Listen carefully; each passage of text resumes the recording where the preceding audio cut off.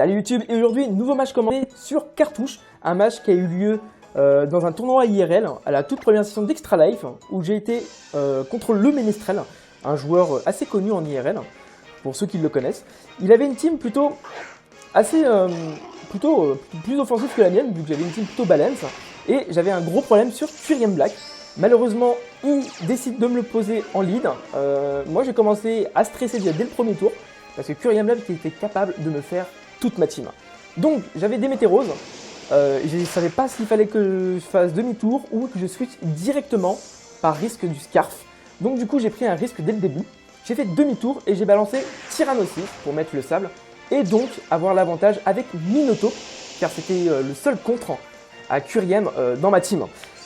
Il décide de me faire laser glace, je prends malheureusement un cric qui n'est pas vraiment décisif mais plutôt gênant si je veux reposer plus tard Tyrannosaurus ou le jouer plus souvent. Il décide de switch et il envoie son propre Démétérose. Et moi, comme je suis, bien sûr, je double switch sur Minotaur. Alors, c'est vrai que ce match, ça a été une des premières teams où j'avais testé le fameux Megalatias Trapping avec Siphon.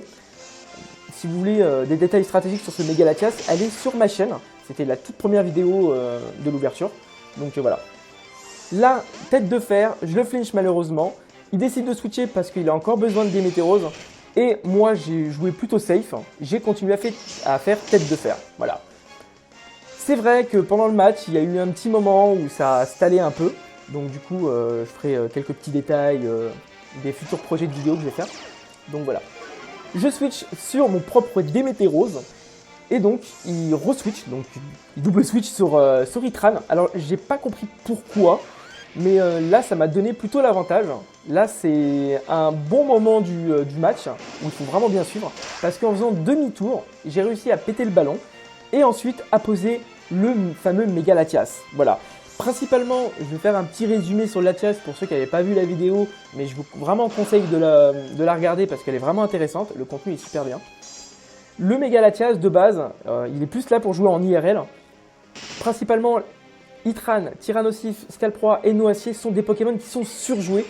Et c'est vrai que les teams dans les tournois Pokémon en IRL sont des teams plutôt basés sur la prudence. On ne veut pas jouer des sectes super bizarroïdes. Enfin, je joue quand même Megalatias, mais là c'est parce que j'avais envie de tester un truc et ça fonctionnait plutôt bien. Voilà.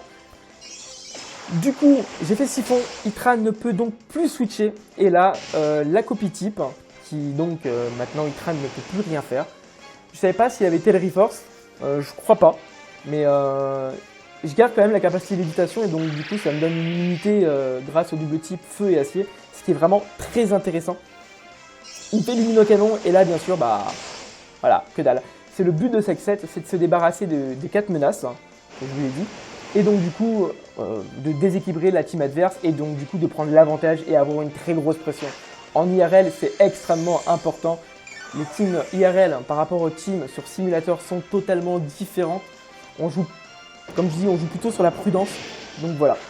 Et Bulilave, ça fait quand même son pesant de dégâts, mais pas suffisamment. Et la Siphon qui lui retire 12% de dégâts par tour, donc ce qui n'est quand même pas rien.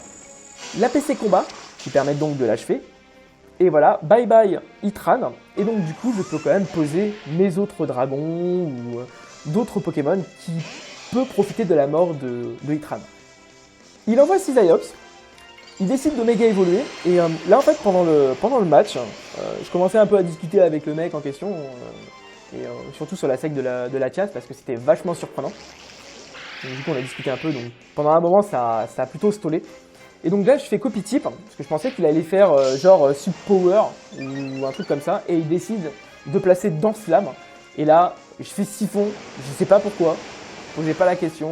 Pendant un moment, on discutait tous les deux, donc voilà. Donc du coup, je vais faire une petite parenthèse pendant que les danse-flammes et les atterrissages se produisent. Alors, les futurs projets de la chaîne, j'ai décidé de faire des petites vidéos avec des exportations de fichiers PKX Pokémon. Donc voilà, j'ai un dossier complet avec toutes les strates de Smogon. Donc du coup, je vais vous en faire profiter. Je vais aussi vous expliquer comment utiliser ce logiciel, même si je ne suis pas vraiment très doué, mais bon, je connais les principes. Et comme ça, je préfère en profiter, en faire profiter à tout le monde. C'est vraiment important et c'est surtout un gain de temps. Voilà. Et j'ai vraiment envie de partager la stratégie avec vous parce que ça me tient vraiment à cœur. Voilà. Donc du coup, il y a plusieurs vidéos vont être postées sur ces exportations de fichiers PKX. Donc voilà. C'est pas l'importance en ce moment. J'irai plutôt peut-être poster ça peut-être dans 2 semaines, la première vidéo, histoire de savoir comment je vais m'organiser correctement sur ce futur projet. Donc voilà. Alors là, le Cisaillux, il est trappé avec siphon. J'ai le double type de Cisaillux, mais il a max attaque. Et moi, je spam les atterrissages et les puissances cachées du combat. Donc du coup, c'est vrai que pendant cette petite partie, c'était assez... en fait, c'était surtout assez risqué de ma part. Mais bon, franchement, j'en avais... vulgairement parlant, j'en avais rien à foutre. Voilà quoi. J'avais vraiment envie qu'il me le tue pour que je puisse derrière placer Manaphy. Alors, la piqûre a fait extrêmement mal. Il me reste 2 PV. C'est abusé. Et j'ai donc switché sur des Météros, histoire de commencer à lui retirer un peu d'attaque, vu qu'il était à max avec les dents flammes. Et ça me permettait en fait de résister plus facilement avec Manaphy. Voilà. C'était très risqué ce que j'ai fait pendant le tournoi, je sais. Mais je l'ai quand même pris et c'était plutôt amusant à voir parce que Cisaillux c'était vraiment à la base un des pokés les plus menaçants de ma team.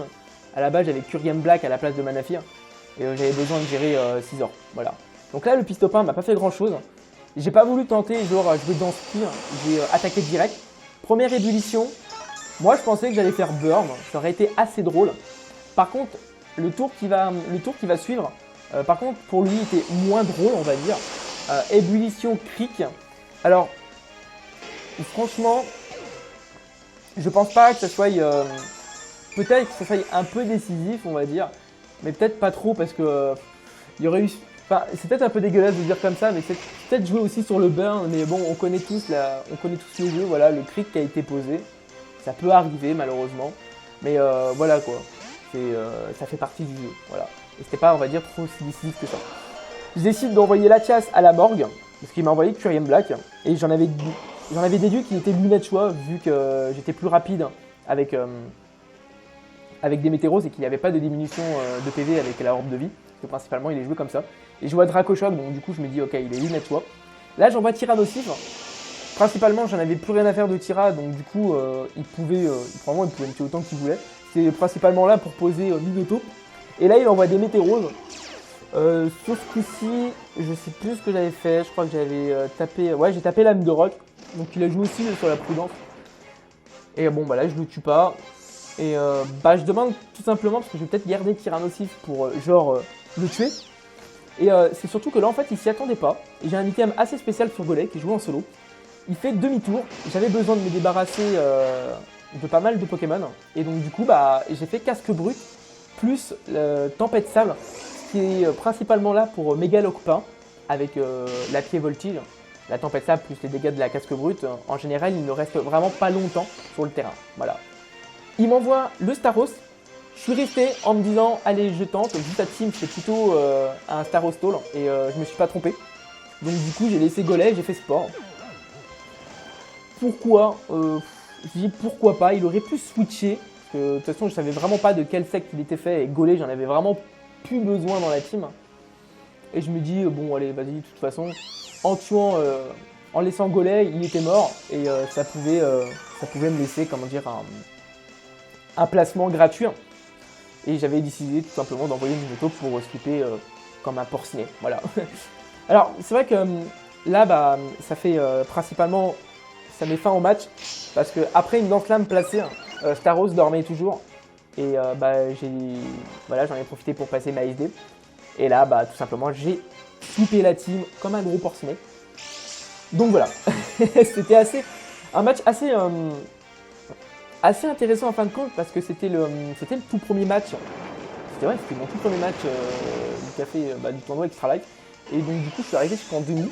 Je me suis fait sortir par des villes sur un cric alors que j'avais placé plein de Calmaind. Mais bon, voilà quoi, c'est le jeu. On peut pas gagner tout le temps. Donc voilà, je suis quand même arrivé en demi, c'était un bon résultat pour un test. Voilà. Là, Alors petit détail, et je sais pas pourquoi, j'ai fait tête de fer, il était focus, je pensais au Mad Punch, et il a fait tombe roche et il a miss sa tombe roche. Alors c'était on va dire pas vraiment décisif que ça parce qu'il me restait Tyra nocif, et donc du coup j'aurais pu garder le combo Tyra Minotaur pour ensuite tuer Thuriem Black. Voilà, je fais tête de fer et ça fait fin au match. Voilà.